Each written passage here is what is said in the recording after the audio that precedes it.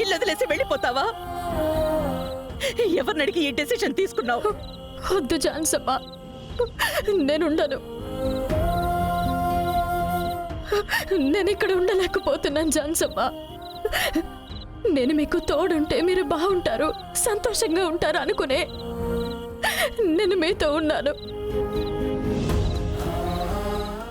ఇప్పుడు నా వల్లే మీకు ఇబ్బంది వస్తుందంటే నేను అసలు ఎలా తట్టుకోగలను?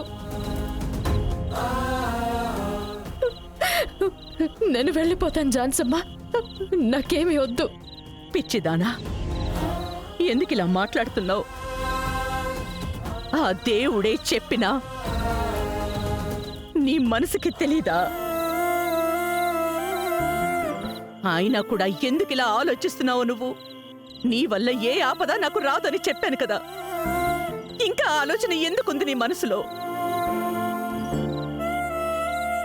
బంగారి, నీ వల్ల నాకు ఆపద వచ్చినా ఇబ్బందొచ్చినా అది మనిద్దరం కలిసి డీల్ చేసుకుందామమ్మా.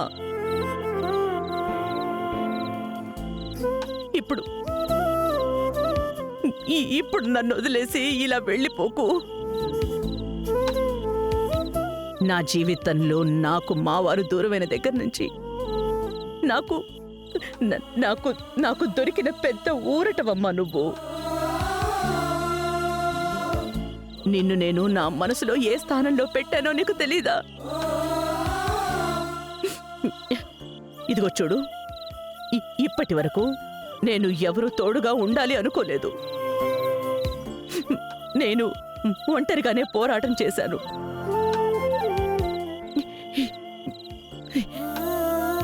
ఇప్పుడు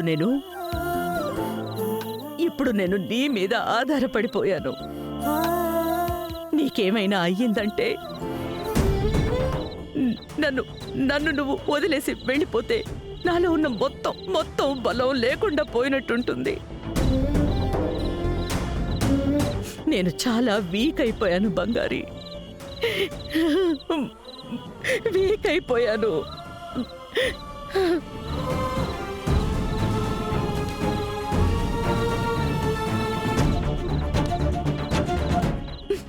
జాను, నేను ఎంతగానో నచ్చ చెప్పాను, అస్సలు వినట్లేదు. మళ్ళీ మళ్ళీ పోతాను అని చెప్తుంది. సరే పదండి వెళ్దాం. బంగారి, రా ఇంటికెళ్దాం.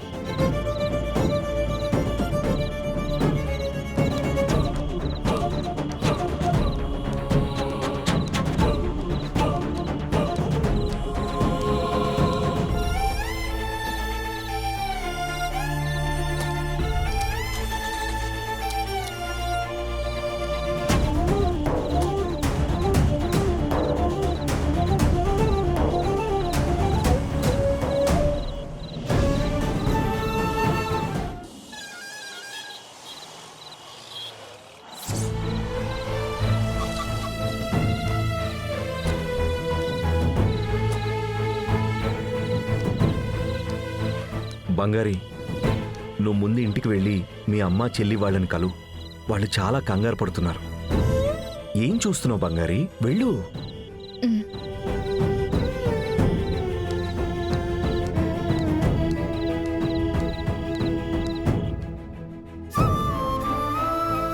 అమ్మా అమ్మా అమ్మా, అక్క. తను ఏమైంది? అక్కకి ఏమైంది?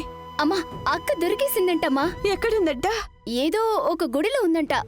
బావా ఝాన్సీ అమ్మ చూసి తీసుకుని వస్తున్నారంట. ఇప్పుడు ఎక్కడుంది? అక్క ఇంట్లోనే ఉందమ్మా, వస్తోంది. అమ్మా, అక్క అక్క అక్క అక్క అక్క వచ్చింది, అక్క వచ్చింది.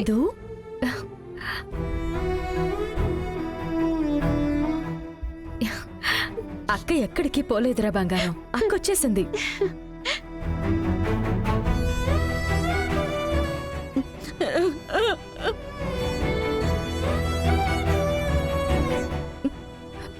అమ్మా,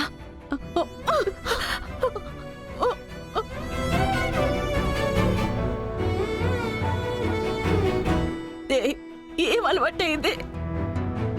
అసలు మమ్మల్ని వదిలిపోవడానికి నీకు మనసులా వచ్చింది? అంటే అమ్మా నేను నాకంతా తెలుసు. నా దగ్గర దాయకు. గుడిలో అమ్మవారు పూని చెప్పిన మాటకే కదా నువ్వు మమ్మల్ని వదిలేసి వెళ్ళిపోయా. మా అమ్మ గురించి నువ్వు వెళ్ళిపోతే మరి మా సంగతి? నువ్వు లేకుండా మేం మాత్రం సంతోషంగా ఉండగలవా? అమ్మా నన్ను క్షమించమ్మా. ఇంకోసారి కల్లో కూడా ఇలాంటి పని చేయకూడదు. మా సంగతి వదిలే. ఎందు నువ్వు లేకుండా ఉండగలదా?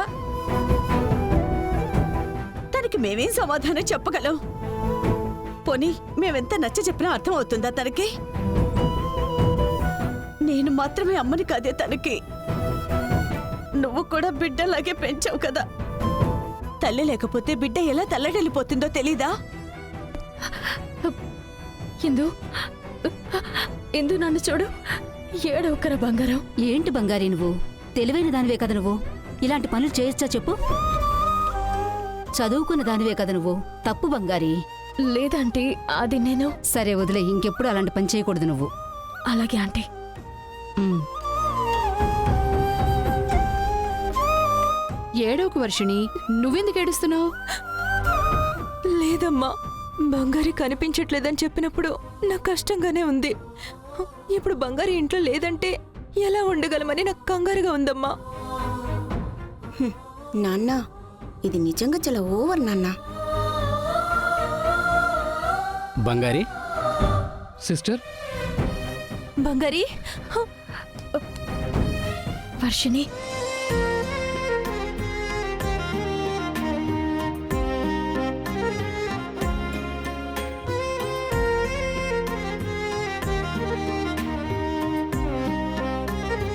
ఎక్కడికి వెళ్ళిపోయావు నువ్వు?